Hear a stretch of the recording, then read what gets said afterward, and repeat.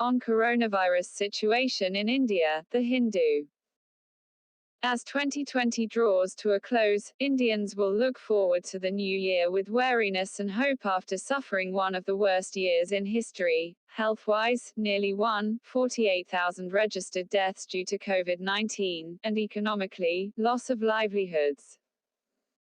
The pandemic continues to rage, daily infections and deaths are scaling fresh peaks in Europe. The US is closing in on 20 million confirmed cases and 3.4 lakh deaths, and in some countries in Latin America, cases have remained high and are rising.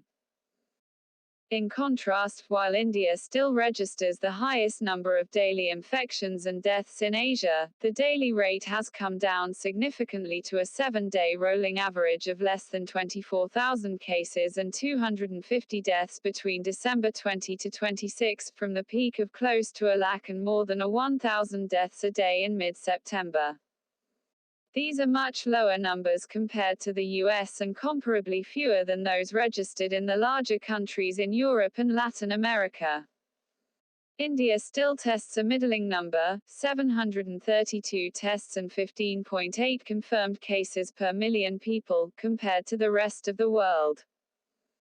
The testing numbers have fallen slightly in the past month, but the significant drop in recorded deaths suggests that, rather than experiencing a new peak in daily infections and deaths, India still remains in the down phase since the September peak.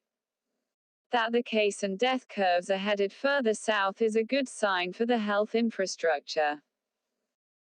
While no other country barring the US has reached or crossed the per-day peak of nearly 1 lakh cases that India registered in September, the lower number of cases registered recently, even as the country eased its physical distancing measures and travel restrictions and went through a festive season, might come as a surprise.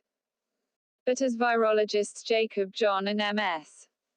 Seshadri have argued, the peaking in September denoted the pandemic's widespread nature in urban and semi-urban areas and was reflected even more apparently in the ICMR's serosurveys. These serosurveys revealed a much higher number of undetected infections, many of them asymptomatic, before the September peak.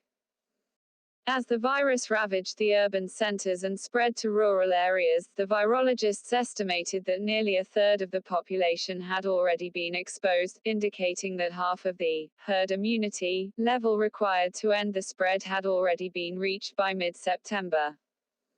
This explains why daily case and fatality rates stay low, and also suggests that after India begins its vaccination drive, the epidemic should ease further and could become endemic. This does not lessen the dangers of local outbreaks and the complications of the spread of new variants from abroad.